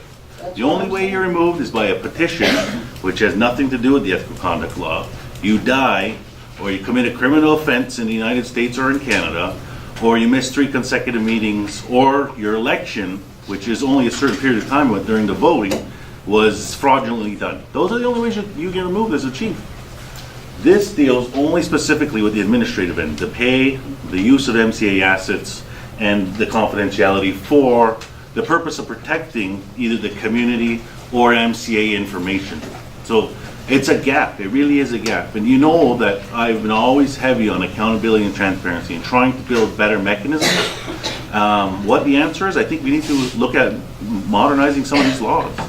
Well, that's my thing is, why aren't we working with those two things together and have it together when we vote?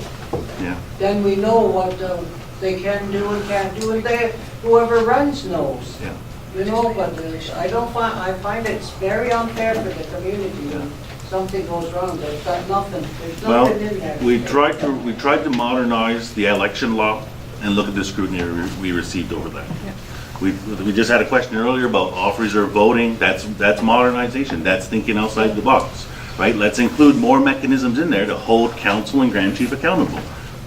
We've tried to look at compositions to raise the bar as far as the criminal reference check. We get slammed for these things. Yeah. In that, what you're saying though, that you have nothing to follow to, like, say, watch over the rest of them, make sure this and that. So then are you saying we should make some for you, for a Grand Chief? And I think that's the conversation we need to have. And I think it's too bad Peter's gone now, because that's some of the governance under adultery work that should be encompassed in there too, right? So there are externally, there is, different pieces of things that talk about what either, elected official can do for other elected officials, right? Inherently, like, don't get me wrong, when there are issues amongst council, I do address them, and I do the best that I can. But if I were to say that I'm their boss and I can suspend them, or, other than having a talking to them, tell them there's no authority for me to do that, though, right? They're elected by the same people that I'm elected by. So that's the position I put in. But, having a conversation with them saying your conduct isn't good, you need to smarten up, don't do this, that happens, right? But that's as far as I can go. And that's a gap that we have, right? This is purely administrative. And the reason why we're looking at it, the committee and administration is looking at this is because what happens is they don't want the chiefs coming in and thinking they're 9 to 5 employees. But what happens when you punch a clock, you walk in at 9 and you leave at 5, you start getting conditioned to be an employee, right? And it's not, it's about the governance aspect. You're an elected official and you're not an employee. So that's why they're modernizing some of the documents. I understand that part, it's just the parts that bother me. The challenge has been, is us developing, either amending laws or developing new laws take a really long time. And that's really a challenge that we faced internally. That's what I'm saying, they should have been together. Yeah, yeah. Hey, Ava, where would you put a political protocol as far as the council meetings? Would that go to governance, or could you put it in here, some political protocol, you know, as part of the election? You know? As we had mentioned before, when you have an issue like with the education department, instead of having the chief direct on the education, bring the director of education, whoever oversees it, and bring in to answer the questions that the community has. Any issue with any area like that. Yeah. Like we had brought it up before. That way you're saying, well, I'll find out. And you know, you should bring the directors into all the issues that you have and have them come to the general meeting and answer those questions. Now, where would that go under? Would that go under recommendation to governance? Or would that be under this here? Well, I think it would be a recommendation to governance to a certain extent. Yeah. You know, is council supposed to be, you know, council inherently is the body that people come to when they have issues with the MCA, but there are administrative people that should be following that, right? The only person that council holds accountable for administration is the executive director.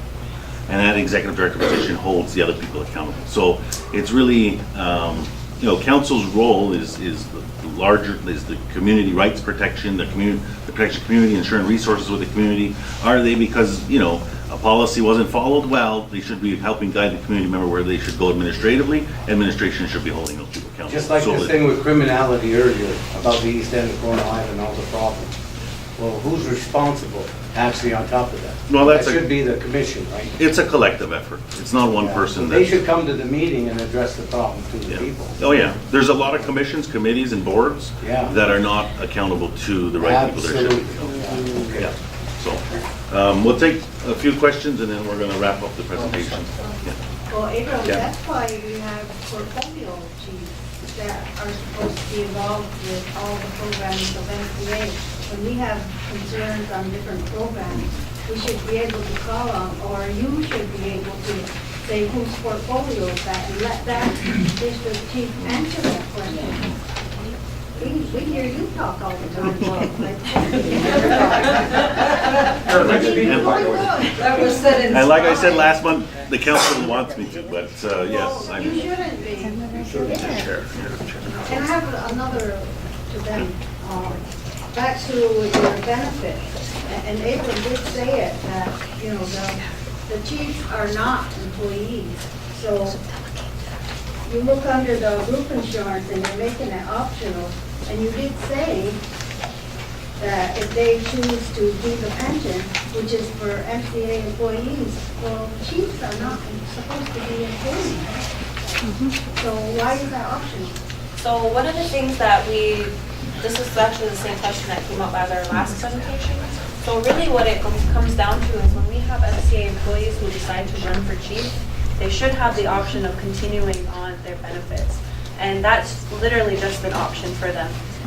Because really what it comes down to is it's a disadvantage for you as an MCA employee to have worked so hard to have your benefits and to have your, you know, your group insurance and your pension plan. And we understand that, and it was, you know, it is a discussion that we continue to have. But really what it comes down to is, you know, how are we going to continue that with our MCA employees so that they don't feel that they're becoming a disadvantage in their own lives at home, you know. So, and this is something that we can continue to talk about at our focus meetings as well. Well, you have one. Insurance, is that health or life insurance? Both. Yeah, there's disability. Do they have, employees have an option to opt out of the health insurance? No. What if they're living on the American side? No. Shouldn't they have that option? Yeah, well, I mean, it's not, the way that the policy's been designed, it's not optional, right? But So they can't use it, they're living on the. they can use some things, not as much as if they were living on the Canadian side. They have made some changes. Yeah, there have been, we've been looking at modernizing it, or changing it up to be able to, but the reality is the insurance is designed around if you're a Q-HIP or O-HIP or some sort of Canadian healthcare carrier. Yeah, in the back, yeah. Had to do with, you're saying that you don't have control over the chief. When it comes down to the board, obviously the chairperson and the commission, that's who's in charge. Like right now, if MCA gets sued, let's say Dennis does something with his portfolio, he gets sued. Who gets answerable to that? You. Yeah, the Mohawk So Council. you are the man that's gonna have to ask them to be accountable for their actions. Without that in place, who's gonna be accountable to this community? Yeah, well, With that being said, it's been throughout the years, it's always been the Grand Chief that's been yeah, the point is, named police officer. the right? point is I don't have legislative authority to be able to do it, right? But the flip side is that as the Grand Chief, as the chairperson, as the visionary, the leader of the council, so to speak, it's my job to ensure that there's that balance there and that everybody works together and that it's a team effort, right? That has nothing to do with authority. It has what's in the best interest of the community, and that is the approach that I take. And you can ask any one of the members of council here, and if there is a member that is being disruptive or there's something, I will have a conversation with them, right? I mean, it's a balance. But as far as authority, there's no legislative authority. It's inherent authority, but I'm telling you what it is. I'm not telling you that I agree with Because it, when you right? go to business school or anything, anywhere you go, it's that person. But it's backed by some sort of regulation or some sort of policy. Yeah.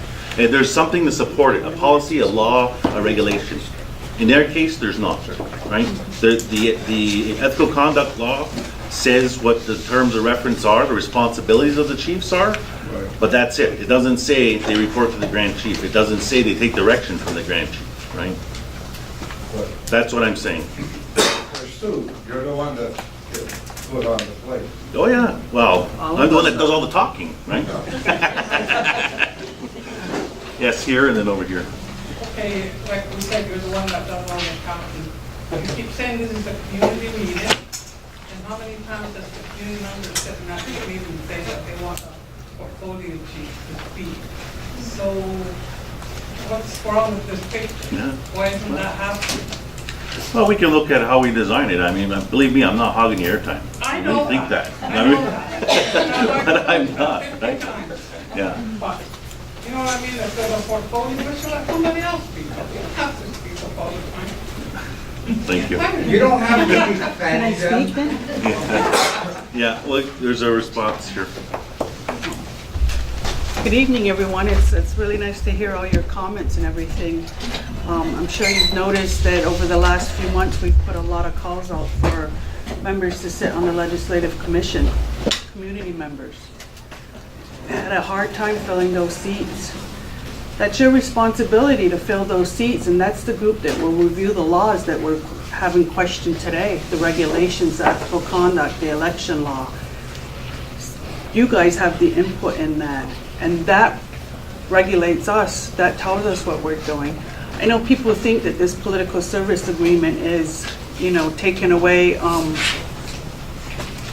a council member's ability to be accountable or transparent, but I think that's an individual thing. And as you, as the community people that elected us into office, if you're not getting what you're looking for, continue to ask that chief for it. Every chief should be asked for it. If you're not happy with what we're doing, then you also have the option to take us back out of office in the way you put us in through the election law. It's been done before. So you do have some mechanisms to do what you want us to deal with situations where you're not happy with a council member and it's been repeated actions that you're not happy with. But we really need to take some action as far as looking at all of our laws and updating them. They were put in place many years ago. They were put in place to serve a need at the time. they need review, they need updating. We need to have that done, and getting that legislative commission in place is where that's supposed to start. So it's good discussion, we talk about different things here, but yeah, the Grand Chief does it because we always sit here and let him do it too.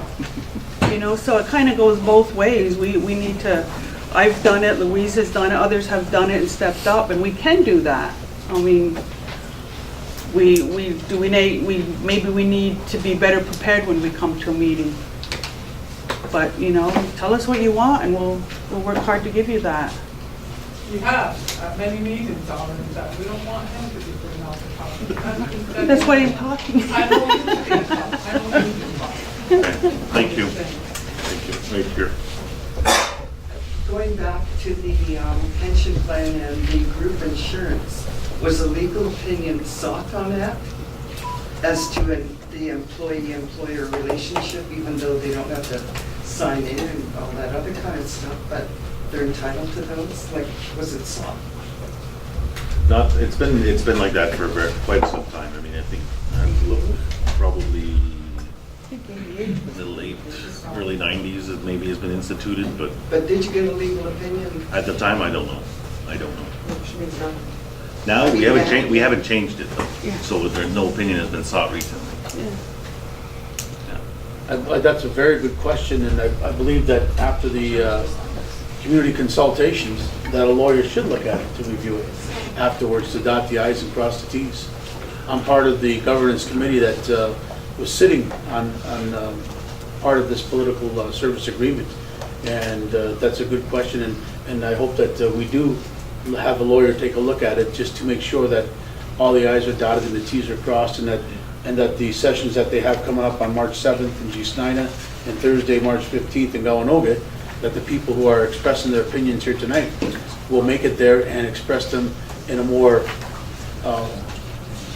not a formal setting, but a more easier setting, and they can let their concerns be known and go that way. I'm sure, are we looking at that, Jordan, to have a lawyer to review that as well? If that comes out of the, as a recommendation, absolutely. Absolutely. Okay. We'll take one more question and then I want to finish this up. Sorry to disrupt Yep. your continuum over here, Craig. It's okay. But Connie was talking about, what was it? Legislative Commission. Do you have people on there now? I believe that it's almost full. Is the Justice Committee working? The Justice I mean, Committee? the Justice Department, are they working? Yeah, they're the ones that are overseeing it. No, are they functioning? Yeah. Yeah? So you have a committee, of this legislative committee, or? The Legislative Commission, they were looking for seats, and I believe they had them almost all filled, and they were beginning the training with the individuals. So. Okay, so you have it to function. Yeah. Okay. There's three of us. All right, we'll look to wrap this presentation up.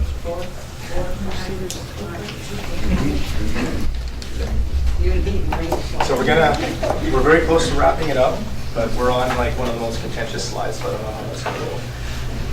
So time and location. Under the working conditions, you have office space, set hours. Under this, the amount of time, effort, and effort utilized by the council member will be at the discretion. So again, you could be there 12 hours a day, 5 days a week, or you could be there just the minimum. It's really up to you.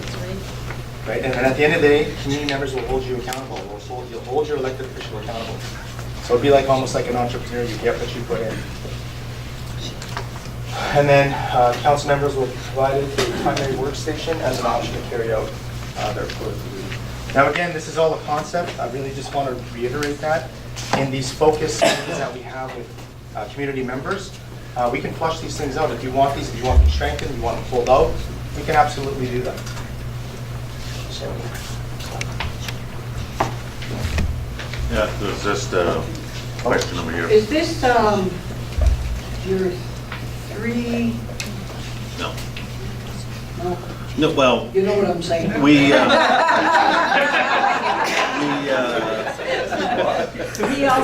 lot of times with presentations, we'll do them in threes. but there is the 3 reading for a change. Yeah. That's not this, all right? Oh, So this is okay. just, we're doing it, most likely doing it in the 3 to share the information, but it's not part of any amendment process or consultation, official consultation process. So, it's not the 3 reading under any law.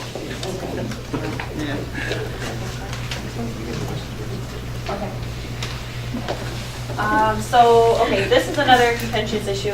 This is our benefit options, and under the working conditions, you see that there's a lot laid out here. This is a lot of what you would see in an employee letter of offer. So some of the things, you have your vacation pay, your vacation hours. Chiefs are not entitled to compensatory time. However, they may use a flexible schedule when working. So when chiefs go out on travel and they have to travel for 5 hours, and then they are going to their meetings for another 4 hours, and then they have to travel home another 5 hours. All of that time in excess of 8 hours goes into their flex time banks, and they're able to accrue that time, so they can use that in lieu of their comp time as an employee would normally have. So it gives them the opportunity to have a flexible schedule on top of having their lump sum of vacation hours. So chiefs must work at least 40 hours. So again, this is another indicator of an employee, specific set hours. Whereas under the political service agreement, there will be no designated leave time provided to the council member. Compensation will continue to be provided at the rate described in this agreement, whether or not a member of council is present at his or her workstation or is otherwise carrying out the duties of his or her position. So again, this goes back to however many hours they feel they want to put into their position, that they still get paid their regular 40 no matter what. So it's really as much as they want to make it or as little as they want to make it. So this goes back to, the need for the accountability, and this is where you as the community members will bring that back to council. So, Okay, so as part of the next steps, we wanted to, number 1, present this to to the community in each district. And again, reiterate that this is a concept. And we do want to get the feedback so that we can look at amending this or put this forward, whatever decision that is. We want that to be community driven. And I do want to acknowledge the chiefs in all of this. This isn't something that's necessarily easy to review, but what they said at a council meeting, after we talked about a governance meeting, we talked about it, we tabled it at council, they said, we can't make a decision on this. This would be self-serving for us. This is something that needs to be driven by the membership. Community needs to give us input. Community really needs to drive the bus on this. So that's really, I think that's really accountable. I think it's an important process. So that's it. So we got those sessions organized in the next few weeks. So we encourage you all to attend. The chief salaries online? Pardon? The chief salaries. Yeah, you can check. Yeah. You can check the audit. You can check the audit at the end of it, remuneration. You'll find the salaries, benefits. They had an audit this year? Last year. Last year, it wasn't an un-audit? Pardon? Was it an audit or an un-audit? It was an audit. No. Was it an audit or an un-audit? Was it an audit that was done by a reputable accounting firm? Oh, yes. Oh, sorry, I just, the wordplay there kind of got When he spoke, did he say it was an un-audit? I mean, you said it twice, right? But the thing is, there's such a thing as an audit and an un-audit. An audit looks into everything. An un-audit just looks, okay, they got $100, they spent $100. That's all, it doesn't say where it went. Un-audit. Audit. Which one was it? Audit. Are you sure? Yes. All right. Okay. Thank you for that. So that's it, really. And I encourage you all to attend the session. When are they? March 7th is going to be in Schneider. It's in your packages, but I don't know the exact time. I gotta get to that. they're all from 5:30 to 7:30. March 7th in Schneider, and then the March 15th at the Tri-District Elders. In SNI, it's going to be at the homemakers. It won't be at the rec, so Okay, one last question on this. On this governance committee.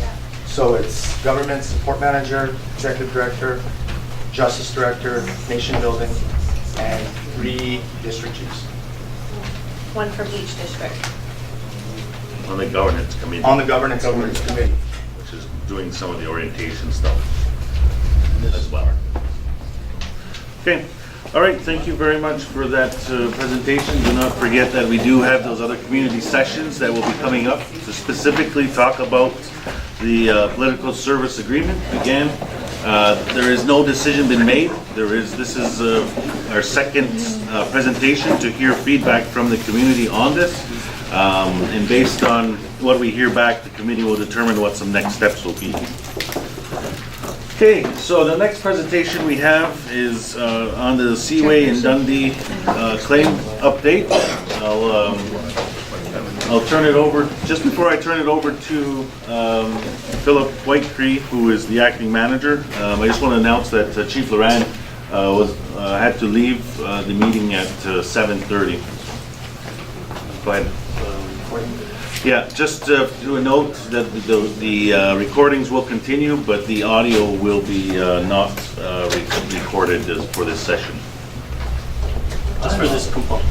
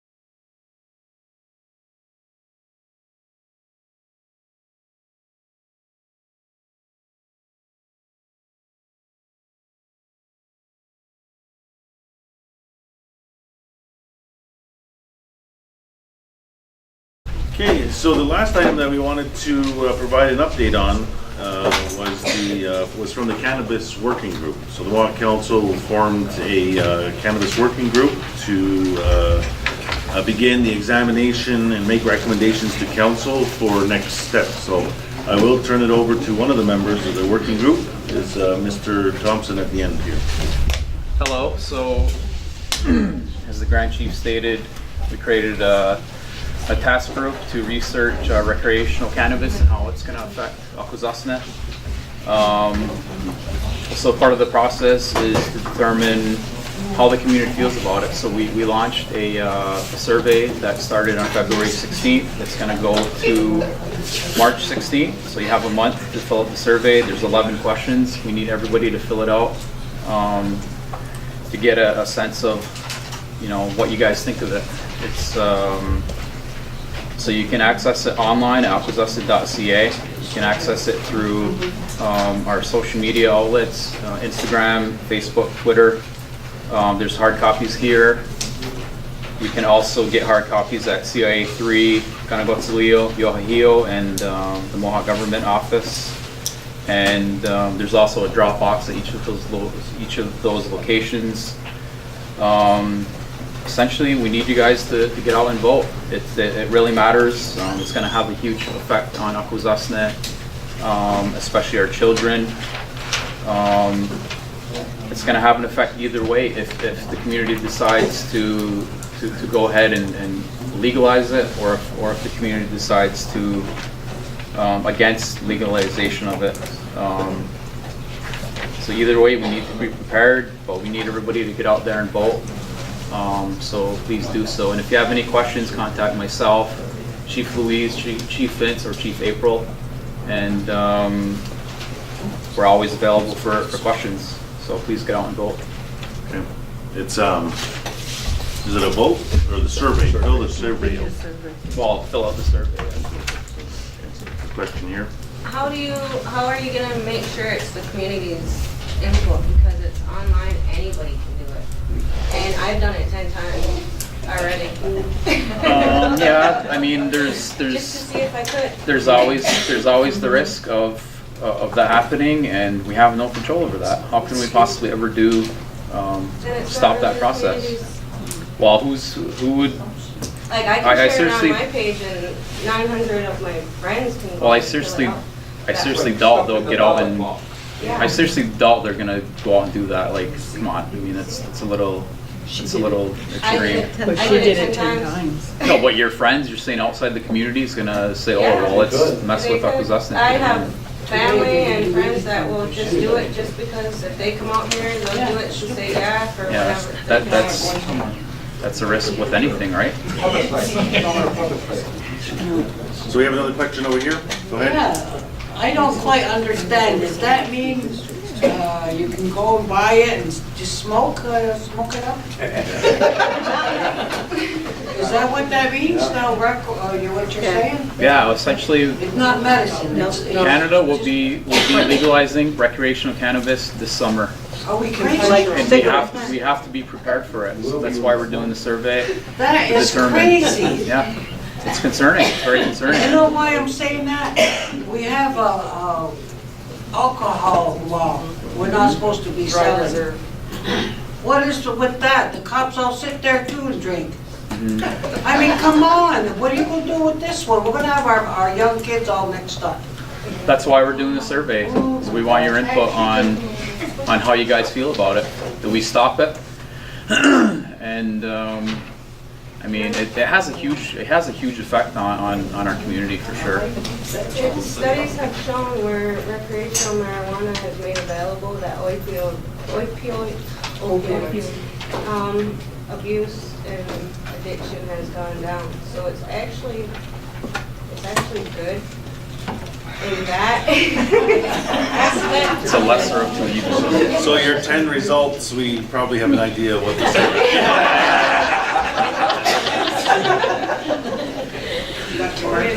Go ahead.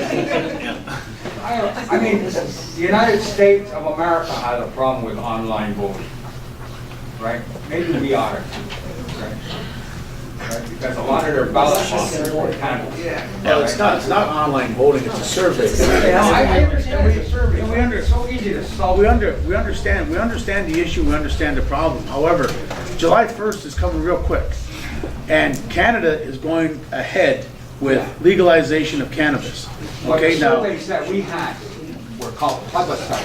You know what a plebiscite? Yes, I do know what a plebiscite It's is. an opinion, that's what you're looking for. Right. Have a ballot box plebiscite. It's got the same restrictions as if you have to vote. Yeah, you know, just like a voting booth, you still have the same, and it's, what do you call it? It's secure. You can secure that, right? And people will go, right?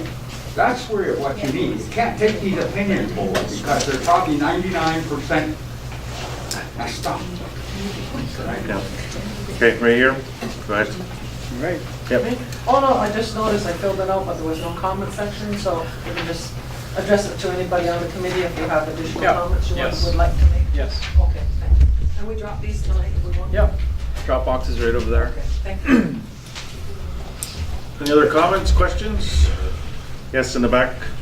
I'm wondering about hemp. In order to grow it, will we still have to apply for a permit license from government of Canada, or can we bypass that?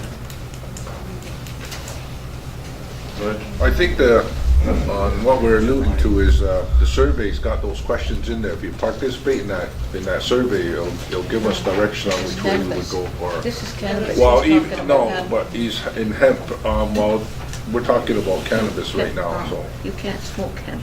no, you can't smoke hemp. We'd have to look into it. Yeah, we would have to investigate that further, but right now, the survey all goes by cannabis. It's all geared towards cannabis. It's got nothing to do with medicinal marijuana. It's all about recreational cannabis. Okay, right here. So when we touch on the hemp and the medical marijuana, since it's been legalized since 2001, 17 years has passed.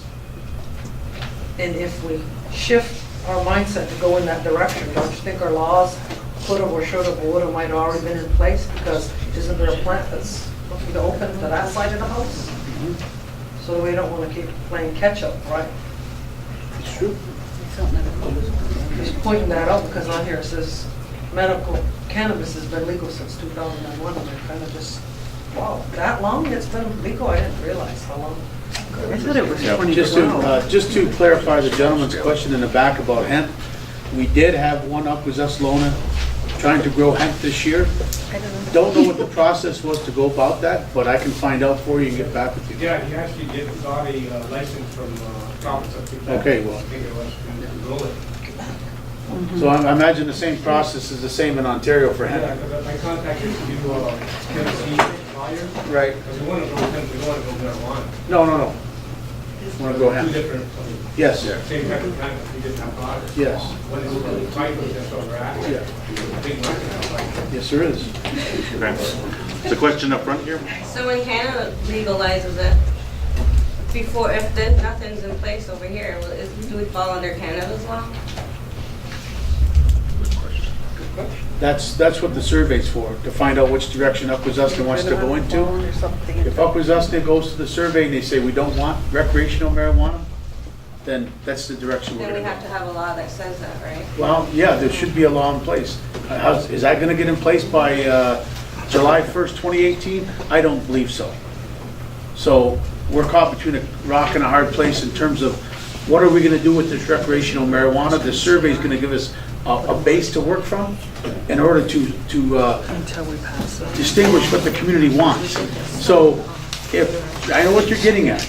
You're getting at if you carry marijuana with you after July 1st, 2018, and our police stop you, we don't have a law in place for that right now. So you We call have an it- intoxicants bylaw, which is for alcohol, spirits, and that type of thing. But there's nothing in the intoxicants bylaw that states that marijuana is in there, because that was done back when they invented the intoxicants bylaw through the Indian Act. And then nowhere in there did it say marijuana, even though marijuana was legal at the time in the United States.